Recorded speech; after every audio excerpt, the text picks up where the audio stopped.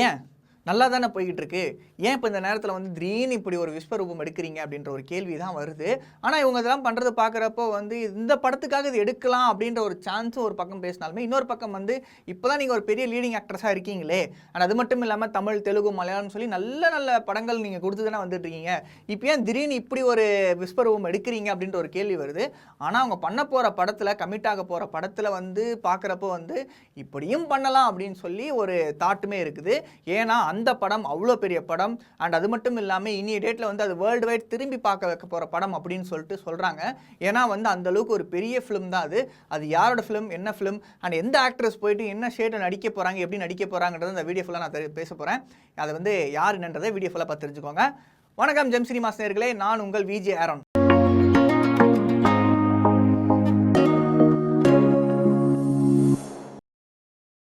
நம்ம எல்லாருக்குமே தெரிஞ்ச ரொம்ப ஃபேவரட்டாக, க்யூட்டாக, அழகாக, சூப்பராக இருக்கும் ஐஸ்வர்யா லக்ஷ்மி அவர்கள் தான் வந்து இந்த கதையோட மெயின் ஹீரோ, அதாவது ஹீரோயினு. ஏன்னா வந்து அவங்க வந்து இப்போ ஒரு புதுசாக ஒரு விஸ்வரூபம் எடுக்க போகிறதாகவும் அண்ட் இந்த படத்தில் அவங்க கமிட் பண்ண போகிறதாகவும் நிறைய பஸ்லாம் வந்துக்கிட்டு இருக்கு. என்னென்னா வந்து நம்ம ஐஸ்வர்யா லக்ஷ்மியை பற்றி பேசுறதுக்கு முன்னாடி வந்து அவங்க முன்னாடி வந்து ஒரு பெரிய ஆக்ட்ரஸாக இருந்தாங்க. அதாவது ஜெகமே தந்திரம் அப்படின்ற ஒரு படத்தில் தான் வந்து எல்லாருக்குமே ரொம்ப ஃபேமஸாக அவங்களுக்கு தெரிஞ்ச படம். ஏன்னா வந்து அப்போ தனுஷ் சார் கூட நடிச்சிருந்தாங்க. எல்லாருக்குமே அவங்களுக்கும் ஒரு செட் ஆஃப் தனி ஃபேன் பேஸே அந்த வந்துச்சு. அதுவும் என்னை மட்டும் லவ் பண்ணு புஜி அப்படின்ற அந்த பாட்டுக்கு வந்து அவங்களுக்கே எழுதுன மாதிரி இருந்துச்சு. ஏன்னா அந்தளவுக்கு ரொம்ப க்யூட்டாக, அழகாக, சூப்பராக நடிச்சிட்டு இருந்தாங்க.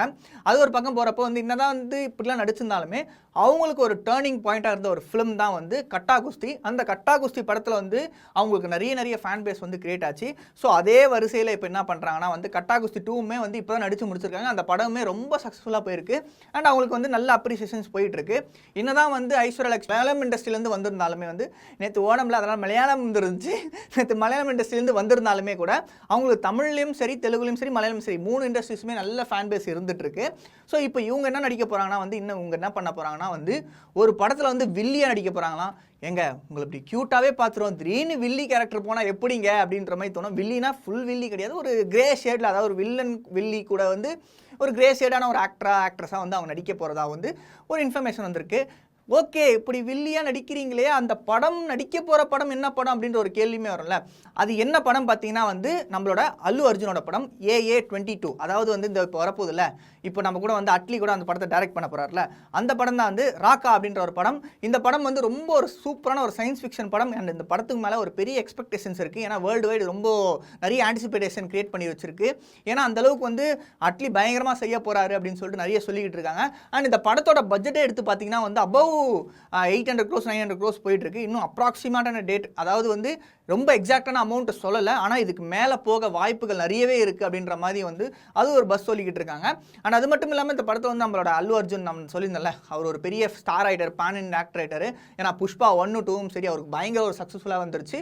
அதே மாதிரி நம்மளோட அட்லி எடுத்து பார்த்தீங்கன்னா வந்து அவருமே வந்து நிறைய நல்ல நல்ல படங்கள் கொடுத்துருந்தாரு. அதுவும் ஃபேமஸாக வந்து மெர்சல் தெரியுன்னு சொல்லி நம்மளோட இளைய தளபதி விஜய், அதாவது இப்போ சிஎம் விஜயாக இருக்கிற அவரை வச்சு நிறைய நல்ல ஹிட் படம்லாம் கொடுத்துருந்தாரு. கிட்டத்தட்ட வந்து விஜய் தளபதி விஜய்க்கு ஒரு டேர்னிங் பாயிண்டாக கொண்டு வந்ததே வந்து டேர்னிங் பாயிண்ட்னா வந்து இன்னொரு நெக்ஸ்ட் லெவலுக்கு புஷ் பண்ண விட்டதே வந்து அட்லி தான் அப்படின்னு சொல்லி ஆகணும். அப்படி இருக்கிறப்போ வந்து இப்போ வந்து இவர் அல்லு அர்ஜுன் கூடயுமே படம் பண்ணிட்டு இருக்காரு. இந்த படத்தை பற்றி அதான் நிறைய இந்த அவதார் அளவுக்கு, ஜேம்ஸ் கேமரான் அளவுக்கு இந்த படம் வந்து அந்த அவதார் படத்துக்கு அளவுக்கு இது இருக்கும் அப்படின்ற மாதிரி நிறைய பேசிக்கிட்டே இருக்கிற நேரத்தில் வந்து இந்த படத்தில் வந்து சில இஷ்யூஸ் ஒரு பக்கம் இருக்குது. ஆனால் இன்னொரு பக்கம் வந்து அப்படியே பார்த்தீங்கன்னா வந்து நம்மளோட பேன் இண்டியன் ஆக்ட்ரஸாக இருக்கும் தீபிகா படுகோனே தான் அந்த படத்தில் வந்து லீட் ரோலாக நடிக்க போகிறாங்க, லீட் ஃபீமேல் லீடாக நடிக்க போகிறாங்க. ஸோ அவங்களுமே நினைக்கிறப்போ வந்து சரி ஓகே, தீபிகா படுகோனே தானே, அல்லு அர்ஜுன் படம் தானே, இதுவே நல்லா இருக்கும் அப்படின்னு நினச்சி பார்த்தா டக்குன்னு காஸ்ட் மேலே காஸ்ட்டை ஆட் பண்ணிகிட்டே போகிறாங்க. ஃபஸ்ட்டு தீபிகா படுகோனேன்னு சொன்னாங்க, சரி ஓகே அப்படின்னு. அப்புறம் ஜான்வி கபூர்னாங்க, ஐ ஜான்வியா சூப்பர் ஓகே அப்படின்னு சொல்லிட்டு சொன்னாங்க. அடுத்து பார்த்தா முர்னால் தக்கூர்னாங்க, ஆஹா கண்ணா 2 லட்டு தின்னு ஆசையான்ற மாதிரி இங்கே 3 லட்டு இருக்கேன்னு சொல்லி ரொம்ப ஃபேன்ஸாக வந்து ரொம்ப ஹாப்பியாக ஃபீல் பண்ணிட்டு இருந்தாங்க.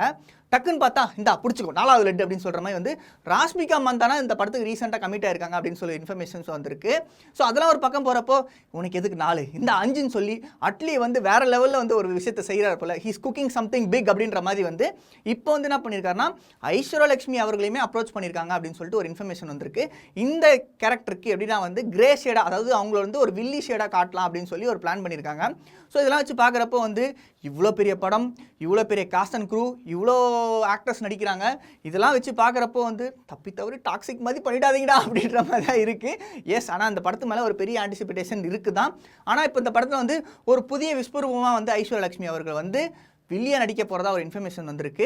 அவங்க வில்லியா நடித்தா கரெக்டாக இருக்குமா, எப்படி இருக்கும், என்ன இருக்கும், யார் இந்த இடத்துல வந்து இப்போ இவ்வளோ ஹீரோயின்ஸ் இருக்காங்களா, இதில் யார் வந்து யாரை ஓவர்டேக் பண்ணி பயங்கரமாக வந்து அந்த லைம் லைட்டை பிடிக்க போகிறான்றது வந்து மறக்காமல் கமெண்ட் பாக்ஸில் கமெண்ட் பண்ணிட்டு நம்மளோட ஜெம் சினிமாஸை சப்ஸ்கிரைப் பண்ணிக்கோங்க.